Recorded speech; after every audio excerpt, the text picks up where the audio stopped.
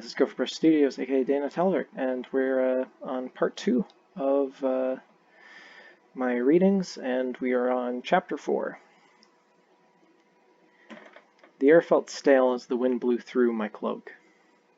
Ghost, what's going on? It was blindingly bright earlier, but now everything seems like it's in grayscale.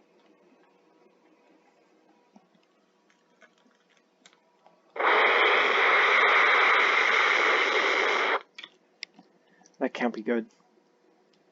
Specks of light started appearing around me. A feral female voice called out, "I've called you here for a purpose, dead thing." What purpose? The voice crackled. "You're a dead thing created by a dead god in the shape of the dead. But the voice spoke in an enchanting manner, I can grant you the power over life and death."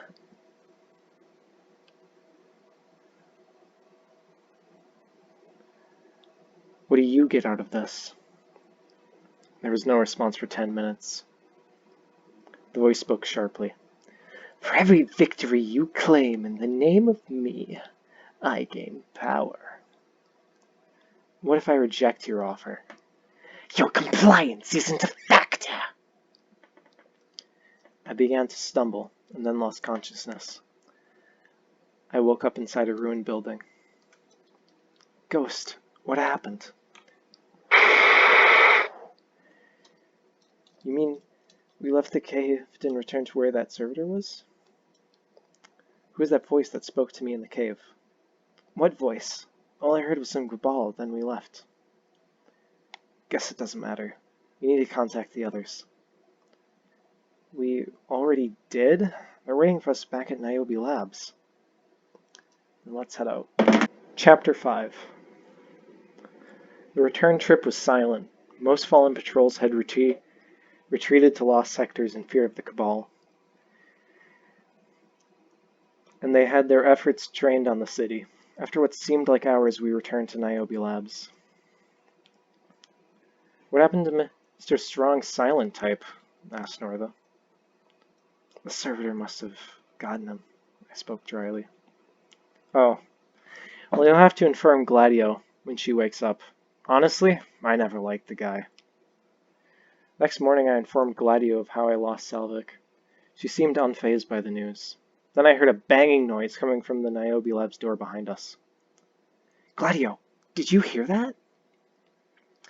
I can feel that. Whatever's behind that door wants out.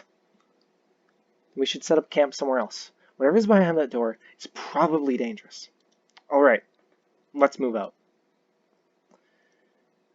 We met up with an unnamed warlock in the Trossland. To our surprise, she had somehow regained her light and was trying to rendezvous with Zavala on Titan. How'd you get your light back? She just stared at me with no emotion in her face. Her ghost was judging me with its eye. Then it whispered something to the warlock. She handed Gladio a copy of Zavala's message, put her helmet on, and ran off. What was all that about? Questioned Gladio. I don't know, but we should follow her to Titan. She seems to know what she's doing. No. Titan is too dangerous for us now, Gladio had fear in her voice. The Hive are on Titan. We are in no position to handle them. Suddenly, I blacked out. When I woke up, I was in a damp hallway atop a pile of dregs. Where am I? My head ached. Where's Gladio? You're under the church, a shrill male voice assured me. How did I kill these dregs? No, well, I guess you just started mumbling and walking. He seemed nervous. I don't understand. Mumbling? Eventually you got into the atrium and you were being attacked, but you didn't do anything. He started flipping the tassels on his robe. So I killed the dregs that were attacking you. Then you fell over and your face lights went out. It was really bizarre. Who are you? What do you mean? He pulled out his half-dead ghost. I'm Northa. Remember? Oh, how did I forget that? I ran my hand through one of the Drig's hair. Honestly, I don't know what happened after we met that warlock. Drig's hair was strangely soft, but I decided to stop ruffling its hair after Northa gave me a weird look. Northa put his hand out, so I grabbed it and he pulled me up. I don't think I can walk. I stared vacantly at Northa. Can you help me back to camp? I'll try, but how can you walk? Aren't you like some sort of advanced robot? Northa was annoyed by my request. My left leg had a large chunk missing at the base. I don't know, maybe because of that. I pointed at the stub of gangly metal. Oh, I see your point. How are we gonna fix that? Northa's voice was lower than before. Northa carried me back to Sojourner's camp into a small shelter. When Gladio saw us, she looked almost flustered. I tried to hide how much I enjoyed seeing her like that. Chapter 6. Northa set me down gently on the grass floor of the shelter. Gladio was staring at my mangled leg. What? You like what you see? I giggled. No, I'm just concerned about you, she blushed. You aren't much use to me like that. Oh, well, you might be able to scrounge something up from W.I.P Labs. You might be right. Gladio looked shocked. Gladio, Thermite, and Northa headed off towards the lab, so I pulled out my ghost to keep myself from getting too lonely. I've been calling you Ghost this whole time. Is there anything you would prefer to be called? The ghost shell perked up and its diamond eye shone slightly brighter. I guess I never thought about things like that. Its shell tightened around its eye. I could tell by the way it moved its shell that my questioning made it uncomfortable. If you don't want to talk about it, then that's fine. I'll keep calling you Ghost till you decide on something. I tried to make my voice as soft as possible. An hour passed and nobody returned from the labs. I started trembling and the bars of metal in my leg began to make a sharp, racketing noise. Guardian, are you alright? You look like I did when I realized that I lost my light. Ghost shell expanded as if it was trying to revive me. What are you doing, Ghost? Even if you still had your light, I would have to die before you could fix that. Ghost floated towards my head and curled up to my neck. They seemed to be trying to comfort me, but the lack of updates from the group in the lab made me too uneasy. Suddenly I heard a large metallic creak. I was so startled that Ghost got knocked into the wall of the shelter. I'm sorry about that, Ghost, I whispered nervously. We need to find out what that was. I'm alright, Lilly, but how do you plan to find out what made that sound? I'll have to crawl there, I insisted. Ghost shell expanded.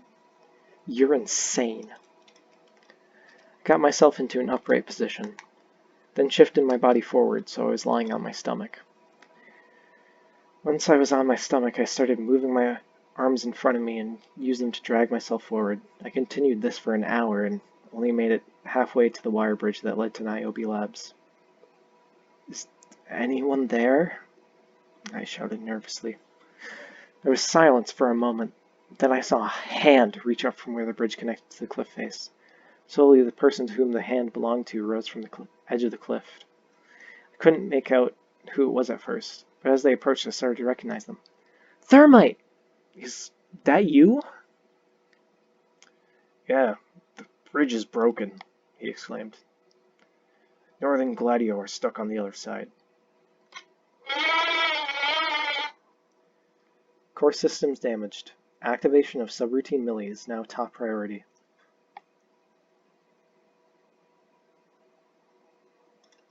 The EDZ, Section 3. Millie, Chapter 7. Subroutine Millie, 70% online. Damage assessment, 25% damage to body. Personality core is 15% corrupted. Activation of long, slow whisper protocol required. Subroutine Millie is online. Lilly, are you alright? An unidentified male target stated. They are a threat to you. Beginning target elimination. I began crawling toward the target.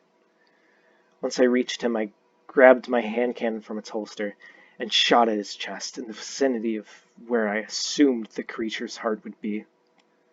When it collapsed, a drone rose from its body and began screaming. I fired upon it as well. After both targets were eliminated, I grabbed the man's body and began severing his leg. Once it was severed, I attached it to where my leg was damaged and stood up. When I grabbed his corpse and threw it off the cliff. Once that was finished, I returned to the shelter. Returning to Core Mind Lilly. Damage assessment. 0.1% damage to body. 15% corruption to personality core. Core Mind Lilly. Online. I sat down in the shelter for roughly an hour before Northern Gladio returned from Niobe Labs. Northern burst into the shelter. Where's Thermite? He stammered, clearly distraught. I thought I saw him coming from the bridge, then everything cut to black, and I woke up in here, I replied in confusion. Wait, your leg. Northa paused, unable to speak. Gladio walked into the room, glanced at Northa, then at me. Finally she spoke.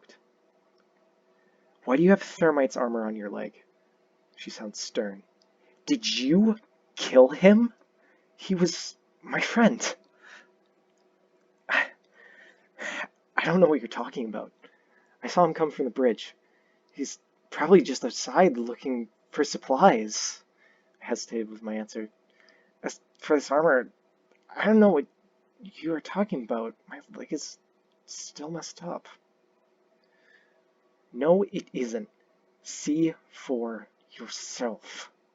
Northa grabbed the rim of my upper faceplate and angled my visor towards my leg. What the hell? But how? I was perplexed. I had no memory of ever having a piece of gear like what was fastened to my leg just below my knee. Warning. Personality core is reaching unstable levels of corruption. An alarm erupted into the air around us. Restarting systems. Running diagnostics. Personality core corruption, 50%. Physical damage, 0%. Section 4. Bleeding Mind. Chapter 8. Internal note. Author, Lilly 22. Date, corrupted. Title, Log 85. Content. I'm writing this while I'm hiding from the others. When they started asking about my leg, I ran as far away as possible from them. I don't even know myself how this happened or whose leg this is. I noticed when I stopped running there was a dark liquid coming out around the knee plate. When I first saw it, I thought it was oil. I had my ghost analyze it. Found out it was a mixture of blood and rust. Maybe I did kill him. Oh God.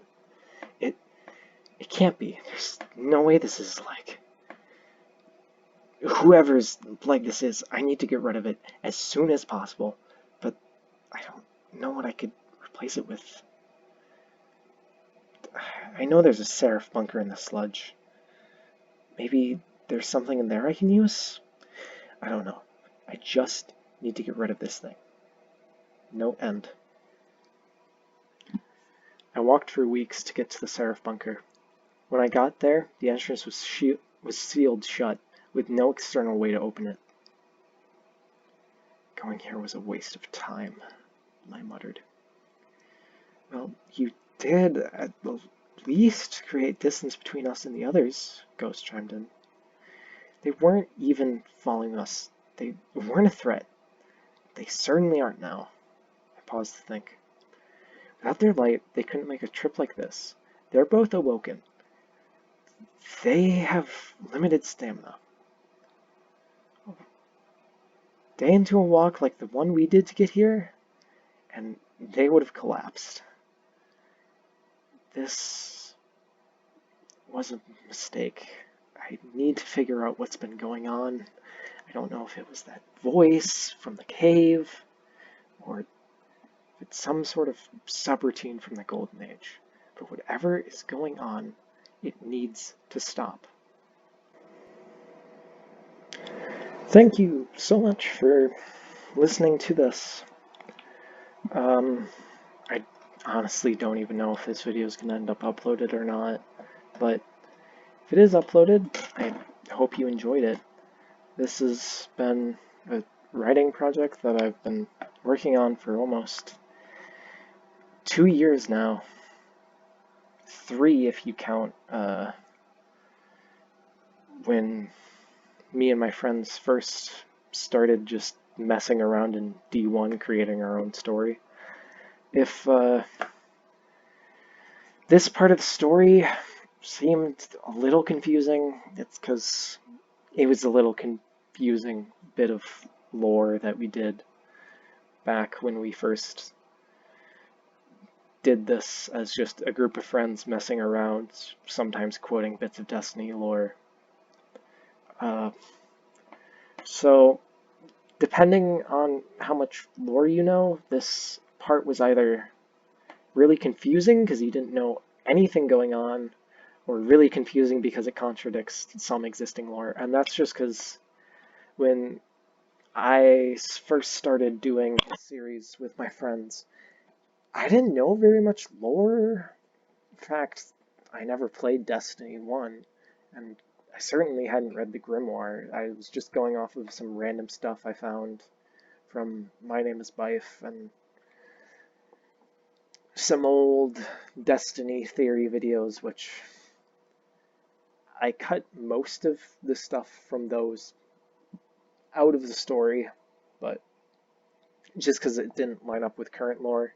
And I've tried to explain some of the weird bits of the original story by using more current lore. That's why you hear stuff about like Niobe labs and Seraph bunkers, even though when we first did this, Curse of Osiris was the only expansion out.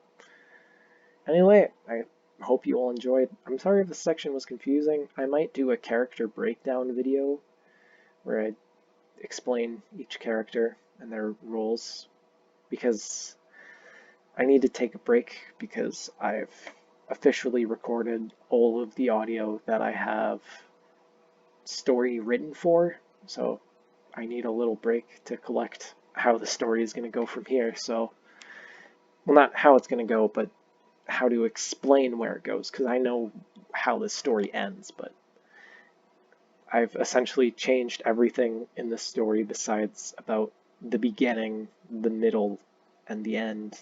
Everything in between those sections is all new writing, so I need some time to figure out how the story is going to work, but I hope you all enjoyed, and I realize this end message has taken more time for me to say than most of the chapters, but that's okay. See you all in the next video. This has been Dana Talberg, or